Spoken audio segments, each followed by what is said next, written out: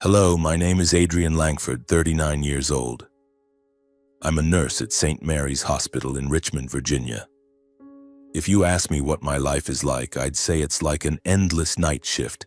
Exhausting, sometimes chaotic, but I still try to keep everything balanced for the people I love. I'm not the type to ramble, but if you're here, willing to listen, I'll tell you my story. Not because I want pity, but because I think it's worth sharing. A story about me, about Maya, about Zoe, and about the scars I've carried my whole life. I was born and raised in Richmond, in a quiet middle-class neighborhood with red brick houses, ancient oak trees, and Sunday afternoons filled with the smell of barbecue from backyards. My family was the quintessential American household: white, conservative parents and a life neatly arranged like storage boxes in the garage. My father, William Langford, was a banker working at a Wells Fargo branch for 30 years before retiring. He was strict, always wearing a tucked-in shirt even at home, and loved talking about traditional values at every dinner. My mother, Eleanor, was a homemaker, the woman the whole neighborhood called the queen of the kitchen. She baked crispy cookies, hosted tea parties for the women's club, and kept the house so clean you could eat dinner off the floor. I was the eldest of 3 siblings. Below me was my brother Julian, 3 years younger, now an insurance salesman in Charlotte. Then came my sister Clara, 5 years younger, currently an elementary school teacher in Raleigh. As kids, we were pretty close. Julian and I would play basketball in the backyard while Clara tagged along, insisting on being the referee. But as we grew up, we each went our own way, and family gatherings slowly became more of an obligation than a joy. My personality? I'm not the kind of person who stands out in a crowd. I'm quiet, prefer listening over talking, and always try to do the right thing. I don't have big dreams like others, no aspirations to be a billionaire or famous. I just want a simple life where I can help others and come home to the people I love.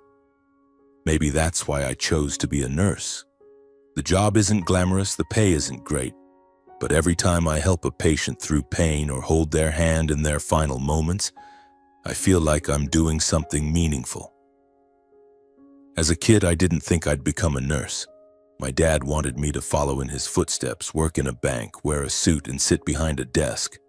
But when I was 16, my grandmother had a stroke. I stayed by her side during her final days in the hospital, watching how the nurses cared for her.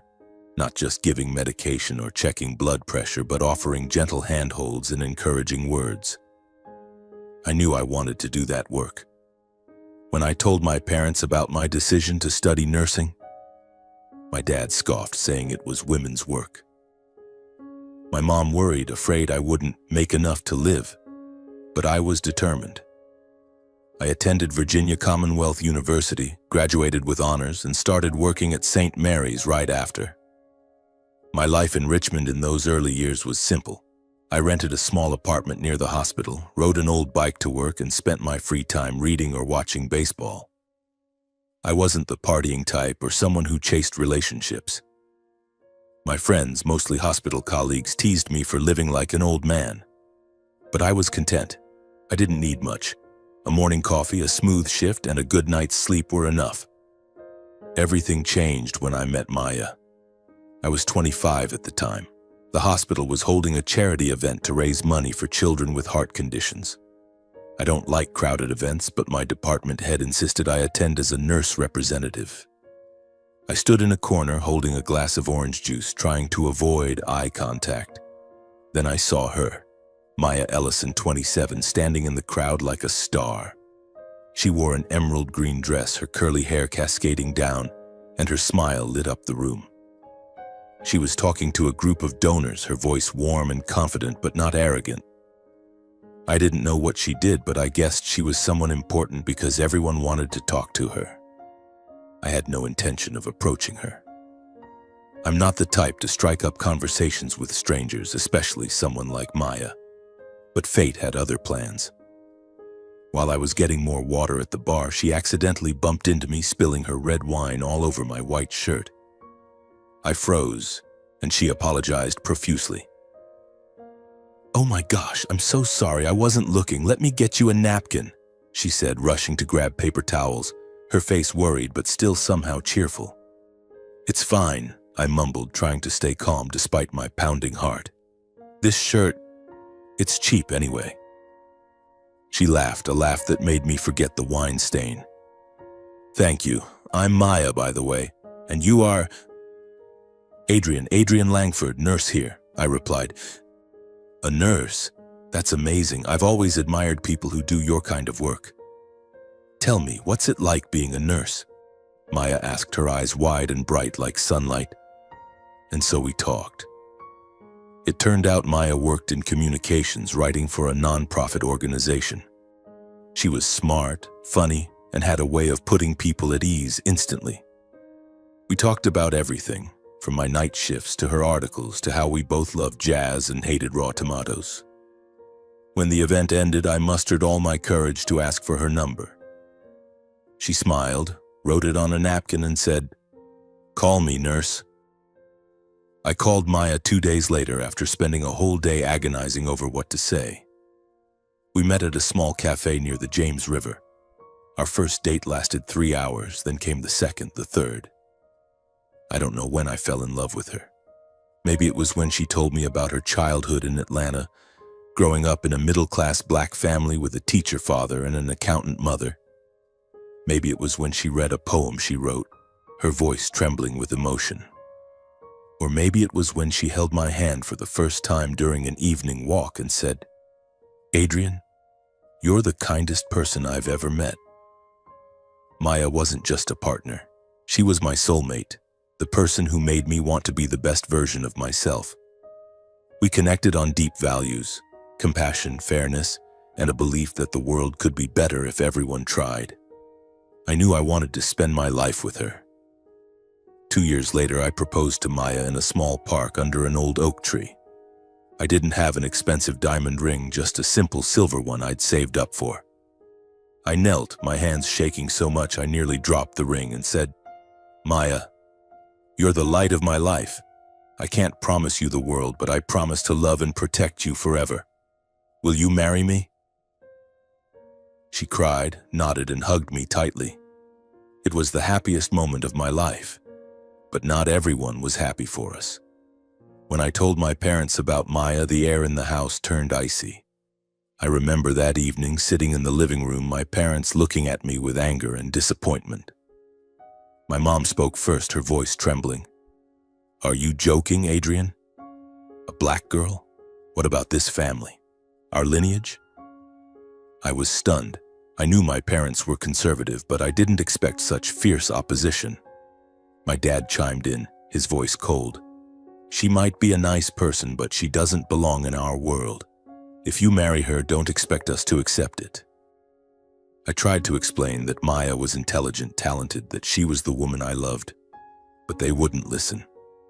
My mom even said she would taint our lineage and drag me down. I left the house that day with a heavy heart, realizing the family I loved wasn't what I thought. Julian and Clara were initially neutral but gradually distanced themselves. Julian told me, "Don't make a big deal out of it," while Clara, worried, asked if I was sure. I knew they were influenced by our parents, but it still hurt. I thought they'd have my back. Still, I didn't waver. I loved Maya, and I believed love was what mattered most. About 2 months later, Maya and I had our wedding in a small, cozy church in Atlanta. My parents didn't come, neither did Julian nor Clara.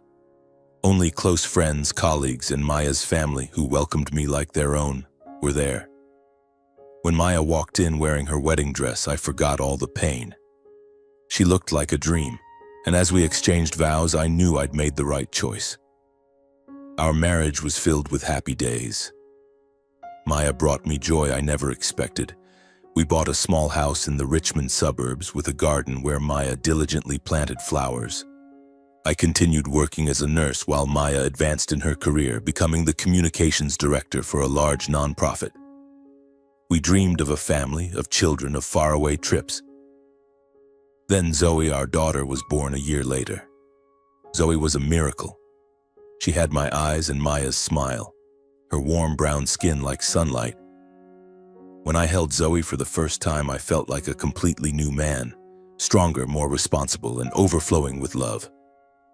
Maya looked at me, smiling tiredly after labor, and said, "Adrian, she's going to do amazing things."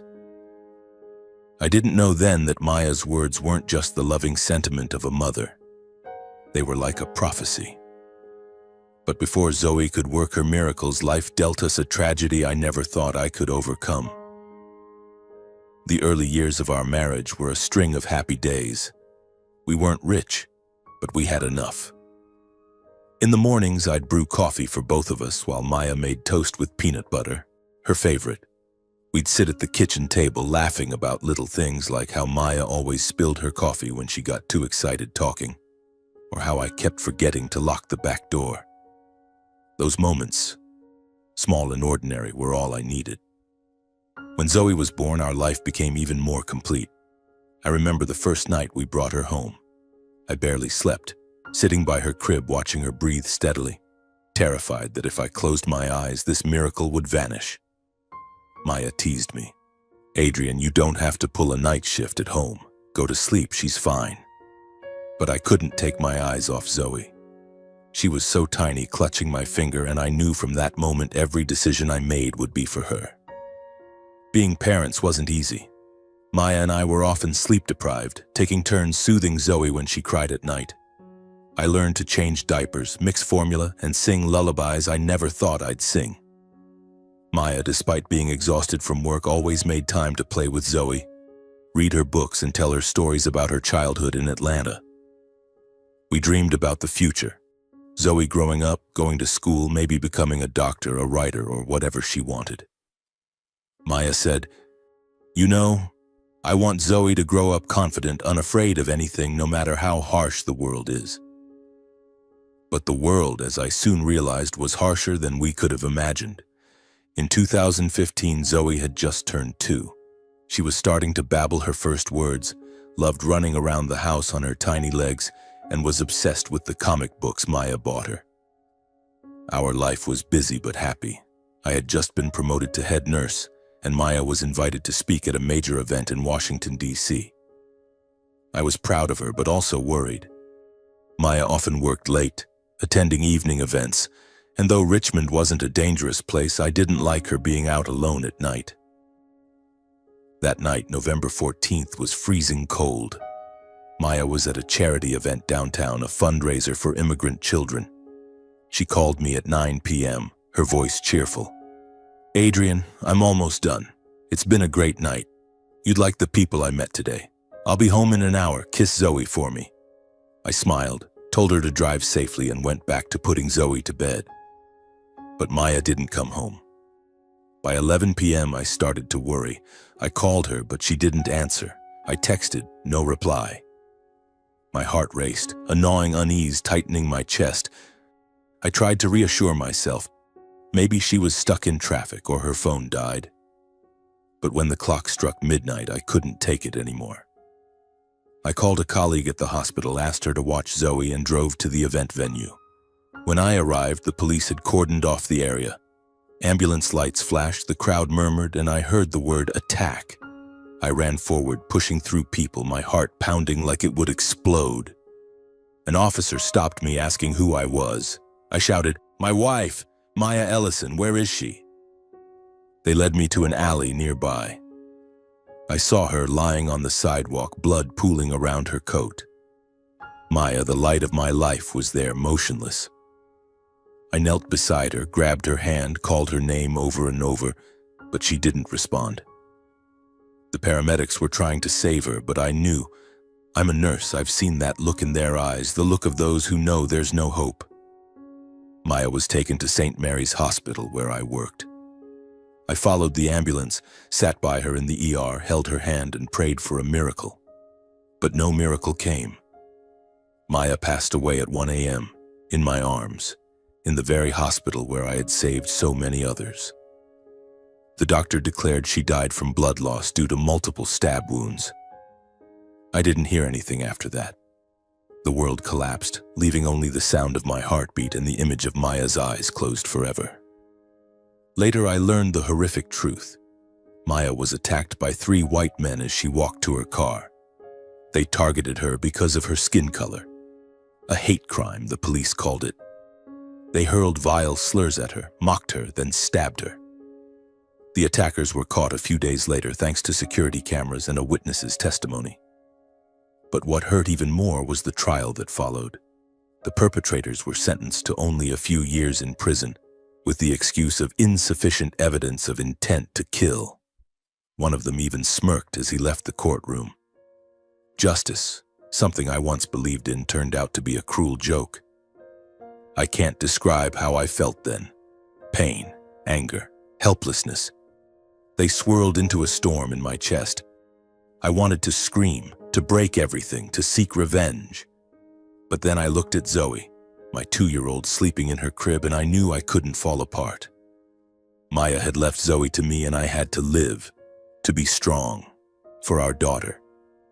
The months after Maya's death were the darkest of my life. I went back to work just 2 weeks after the funeral, not because I wanted to, but because I needed money to raise Zoe.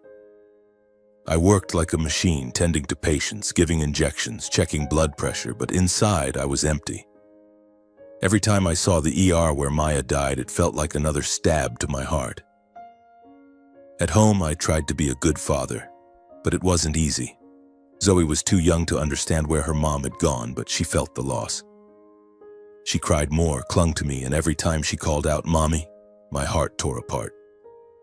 I read to her, sang to her, tried to smile even when tears welled up. I brought Zoe to the hospital during night shifts, letting her sleep in the staff lounge on an old armchair wrapped in a hospital blanket. My colleagues pitied me. They took turns holding Zoe, brought me food, but no one could fill the void Maya left. I tried reaching out to my parents, hoping for support. I called, wrote letters, told them about Maya's death, about Zoe, about how I was struggling. But there was no response. My mom sent one short message. "We're very sorry about Maya, but you chose your path."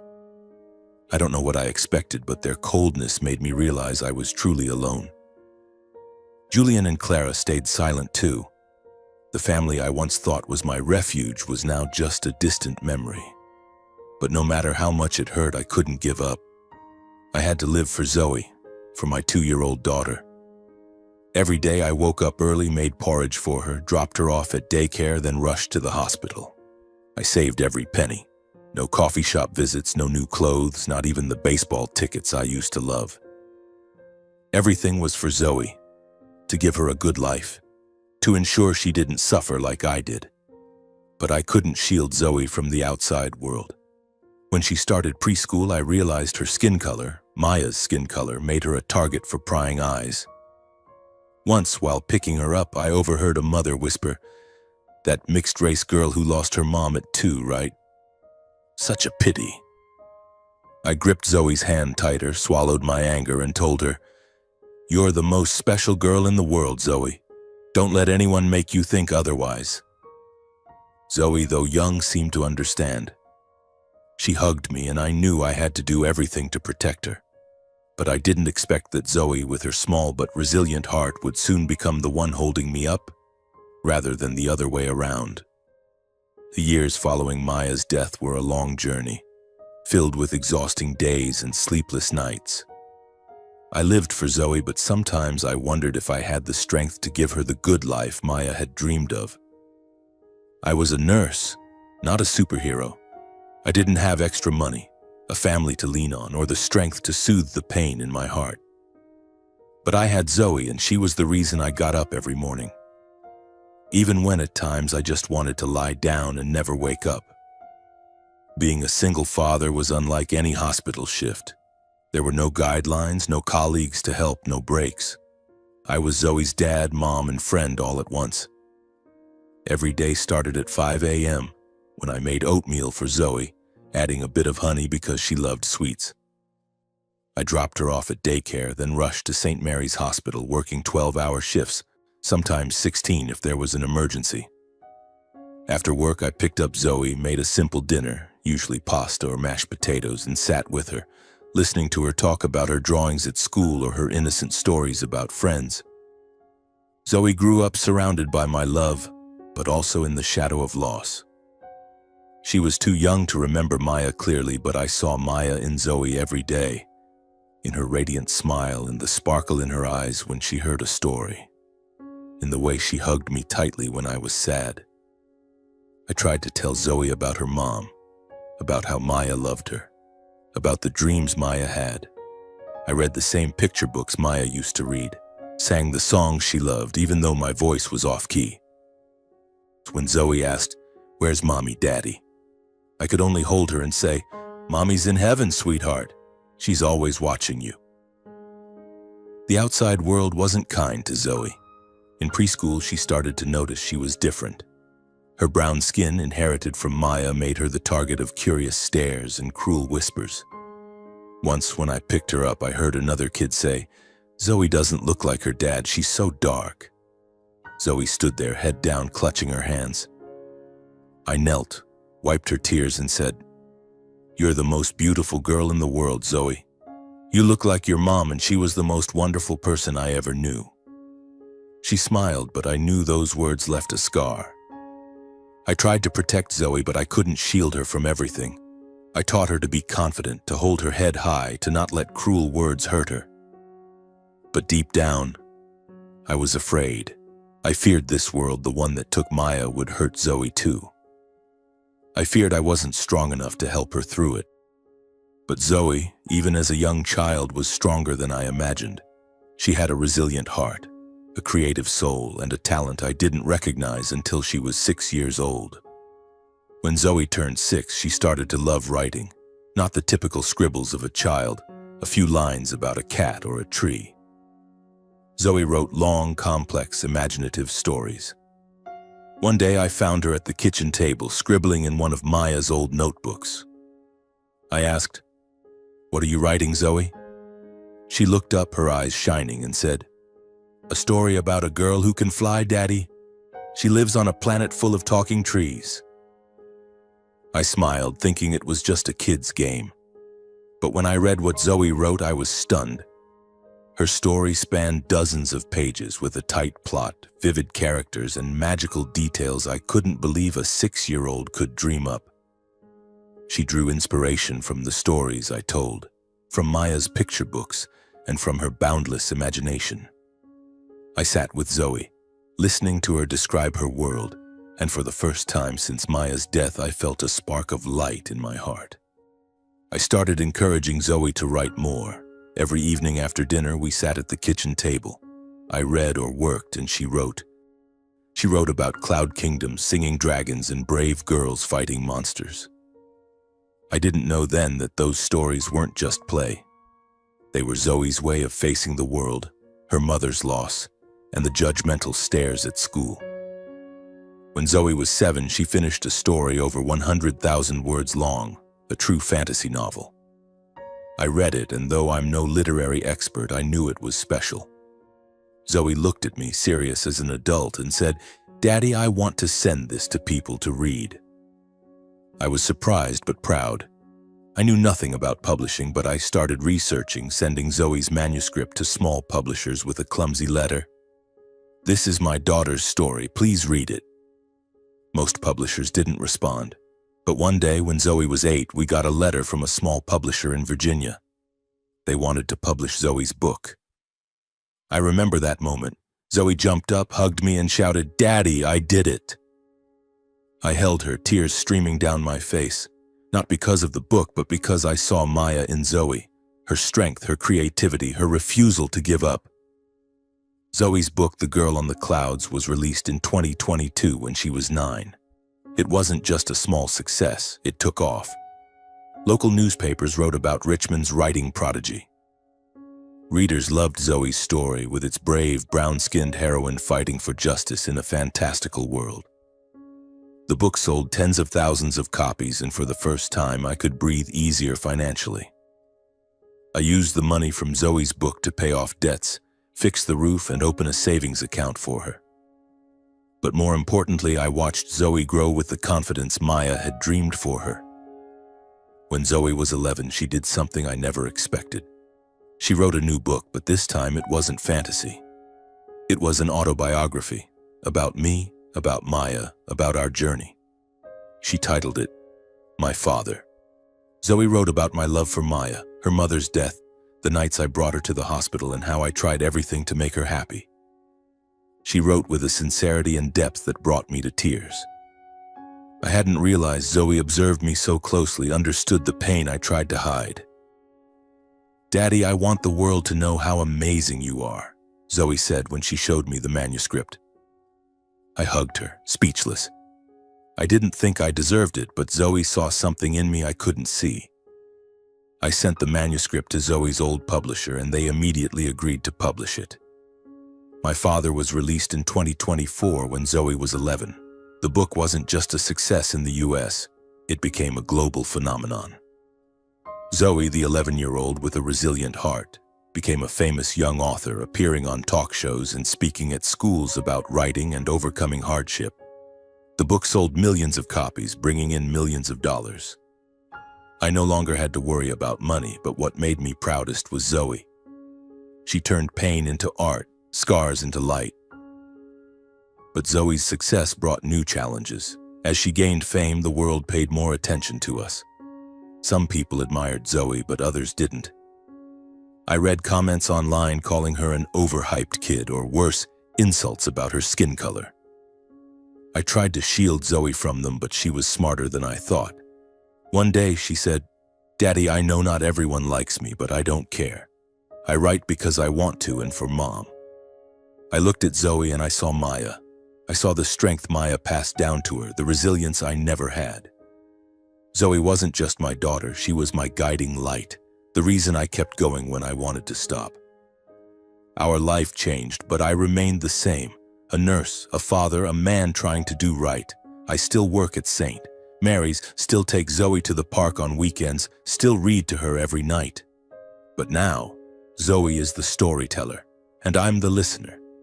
She talks about dreams bigger than before, about new books, about helping other kids like her, kids treated unfairly by the world. I don't know what the future holds, but I know one thing. Zoe is the miracle Maya spoke of, and no matter how harsh the world is, I'll do everything to protect her, to let her keep shining. In 2024, Zoe's and my life changed completely. Thanks to the success of her autobiography, My Father, we no longer worried about money. I still worked as a nurse at St. Mary's, not because I needed the income, but because it was part of who I am. A way to stay connected to the days with Maya. Zoe, now 11, had become a star, a famous young author appearing on TV shows, speaking at schools, and inspiring millions. But to me, she was still Zoe, the little girl who loved toast with honey, hugged me every night, and teased me for my off-key singing. I thought I had learned to live with the pain of losing Maya, to balance work, raising Zoe, and keeping my heart from breaking. But then, one late autumn day in 2024, a call from my mother turned everything upside down. After nearly a decade of no contact, she called, her voice trembling over the phone. "Adrian, your father and I want to see you and Zoe. This Thanksgiving, come home, okay?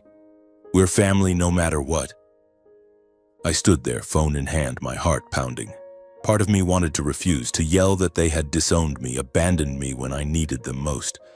But another part, the part that still remembered my childhood playing basketball with Julian, my mother's cookies, made me hesitate. I looked at Zoe sitting at the kitchen table writing a new story and thought, maybe this is a chance for her to know her grandparents, to heal what was broken. I agreed, though my heart was heavy with unease.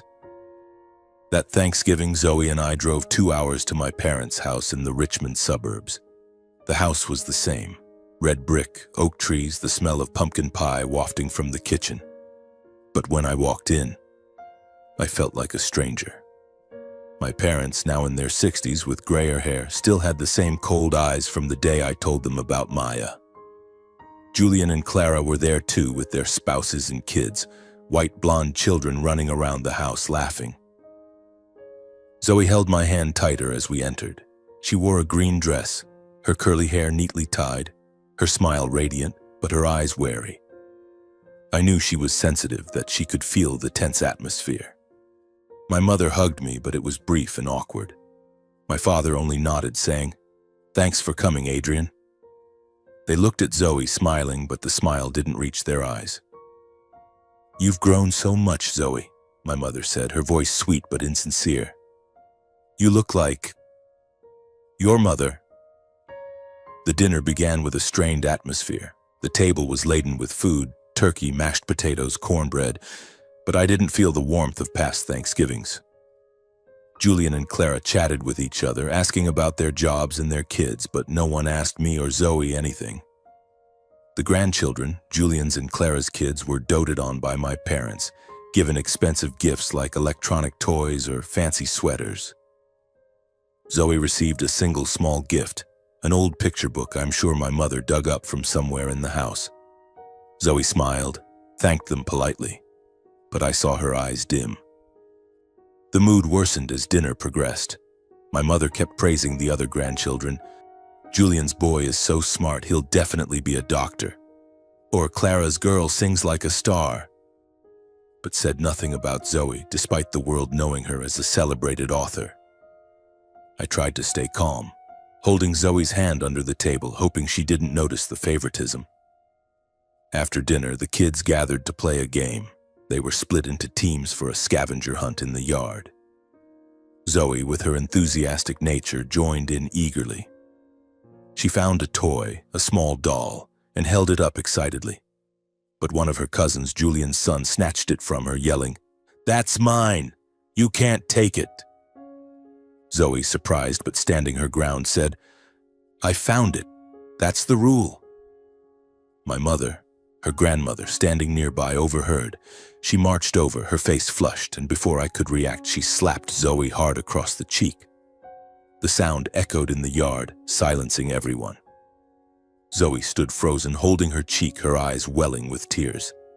My mother shouted, "You ungrateful black girl! Who do you think you are, trying to compete with your cousin?" Time seemed to stop. My heart shattered, but rage surged like fire. I ran to Zoe, pulled her into my arms, and checked her cheek. A red mark stood out on her brown skin, but what hurt more was the look in her eyes, not pain, but deep hurt. I stood facing my mother, my voice trembling but firm. "Mom, what did you just do? Zoe is your granddaughter, your blood. You don't get to touch her." My mother stepped back, perhaps realizing she'd gone too far, but she doubled down. "I was teaching her manners. She needs to know her place." Those words were the final stab. I looked around, my father silent, Julian and Clara looking down, no one daring to speak. I knew in that moment that this family was no longer mine. I took Zoe's hand and spoke loudly for everyone to hear. "Mom, Dad, listen up. Zoe isn't just your granddaughter. She's an extraordinary girl, a famous author who's overcome more than anyone in this house ever helped with. You don't see that because you only see her skin color. I hoped today would be a chance to heal, but I was wrong. We don't belong here." I turned to Zoe, wiped her tears, and said, "You're my light, Zoe. Let's go home." She nodded, gripping my hand tighter, and we left that house without looking back. On the drive home, Zoe was quiet, staring out the window. I worried, afraid the scar from today would haunt her. But when I asked, "Are you okay?" she smiled, though her eyes were still red. "I'm okay, Daddy. I don't need them. I have you and I have Mom in heaven." I pulled over, hugged her tightly, and cried, not out of sorrow, but because I was so proud of Zoe, stronger than me, stronger than anything Maya ever dreamed. A few days after Thanksgiving, I still couldn't shake the heavy feeling in my chest. The image of Zoe standing frozen, holding her cheek after my mother's slap, replayed every time I closed my eyes. I tried to keep things normal for Zoe, taking her to school, reading to her each night, listening to her talk about ideas for her new book. But deep down, I knew both of us were trying to heal from the wound of that day. Zoe, as always, was stronger than me. She didn't mention the incident at my parents' house, but I noticed small changes. She smiled less, and sometimes I caught her staring into the distance as if questioning something. I wanted to hold her and tell her everything would be okay, but I wasn't sure I believed it myself. How could I promise her a fair world when even her own family treated her that way? Just a few days later, while I was preparing dinner, pasta with tomato sauce, Zoe's favorite, the phone rang. It was Julian. His voice on the line was soft, almost hesitant, unlike his usual confidence. "Adrian, you doing okay? Do you have time to talk?" I gripped the phone tightly, a sense of unease rising. "What's up, Julian?" "Clara and I want to invite you and Zoe to our place this weekend, in Raleigh. Just a small get-together, just family. We want to apologize for what happened at Mom and Dad's. We didn't expect things to go that far." I fell silent. Part of me wanted to believe Julian and Clara were sincere. They hadn't directly hurt Zoe, but they also didn't speak up when Mom slapped her. They stood there, heads down, letting Zoe endure it. I took a deep breath, trying to keep my voice steady. "Julian, thanks for calling. But I think it's too soon. Zoe needs time, and so do I." Julian hesitated, then said, "Adrian, we know Zoe. Zoe's special. We read her books, and my God, she's incredible. We want to make things right, to be part of your lives." His words caught me off guard. They knew about Zoe, her books, her success. I wasn't surprised. Zoe was a phenomenon, appearing in newspapers, on TV, and across social media. But it made me wary. Were they reaching out because they genuinely regretted their actions, or because they'd heard about Zoe's million-dollar royalties? I didn't want to think ill of my brother, but after everything, I couldn't risk Zoe's heart. "Julian, I'm sorry," I said, my voice firmer than I felt. "But Zoe and I are okay. We don't need to force anything. I wish you and Clara the best." I hung up before he could say more. I looked at Zoe sitting at the kitchen table, scribbling in her notebook, and told myself, I did the right thing. I have to protect her. A week after Thanksgiving, on a cold evening, the doorbell rang. Zoe was in the living room, sprawled on the rug, reading a science fiction book. I opened the door and my heart stopped. My parents stood there, Mom in a thick coat, Dad in a wool cap, both looking older than I remembered. Mom smiled, but her eyes were tense. "Adrian, my boy," she said, her voice trembling. "We came to see you and Zoe, is that okay?" I gripped the doorknob, unsure how to respond. I wanted to slam the door, to yell that they had no right to show up after everything. But I saw Zoe stand up, peeking over my shoulder, her big eyes full of curiosity. I didn't want to make a scene in front of her, so I nodded and let them in. Mom stepped forward, hugging Zoe before I could react. "Oh, Zoe, my sweet granddaughter," she said, her voice so saccharine I barely recognized it.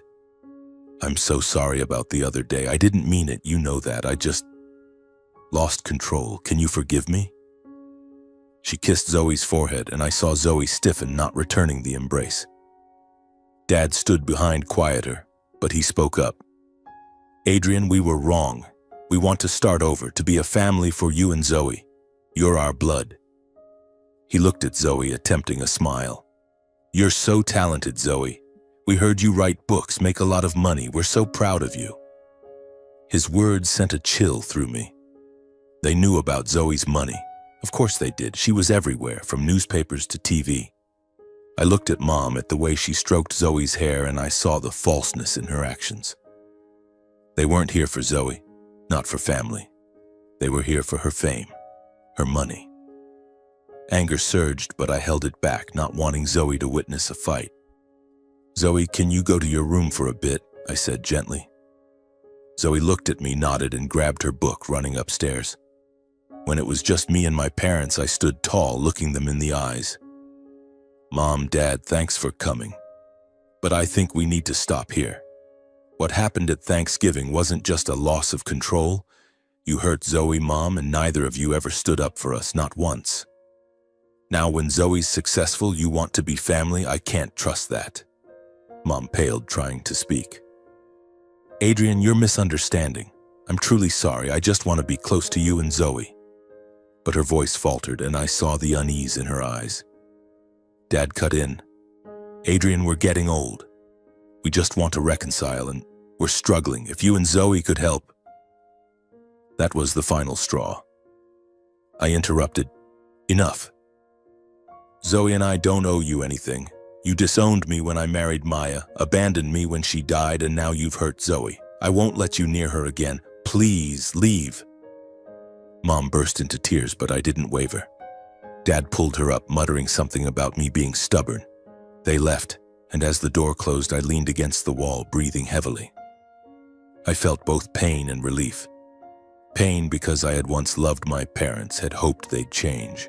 Relief because I knew I'd done the right thing to protect Zoe. I went to Zoe's room and found her sitting on her bed, clutching her book. "Daddy, are Grandma and Grandpa gone?" she asked softly. I nodded, sat beside her, and pulled her into my arms. "Yeah, they're gone. I'm sorry, Zoe, I didn't want you to go through that again." Zoe looked at me, her eyes shining. "I'm okay, Daddy, I have you, and that's enough." Then she smiled, Maya's smile, and I knew that no matter how harsh the world was, Zoe and I would always be each other's strength. After my parents left, I felt a strange sense of peace. The closing of the door wasn't just an end to the past, it was an affirmation that Zoe and I had chosen our own path. I told myself, I did the right thing. No matter how hard it gets, I'll always protect her. Zoe looked up, smiling at me, and that smile, Maya's smile, was enough to dispel any doubts in my heart. In the weeks that followed, our life settled back into its familiar rhythm. I continued working as a nurse at St. Mary's, staying up late to check on patients, bringing home stories from my shifts to share with Zoe. The job wasn't easy, but it kept me connected to the days with Maya, when we dreamed together of a better world. Zoe kept writing tirelessly. She started a new project, a book about children overcoming prejudice inspired by her own experiences. "Dad, I want kids like me to know they can do anything," Zoe said, her eyes sparkling.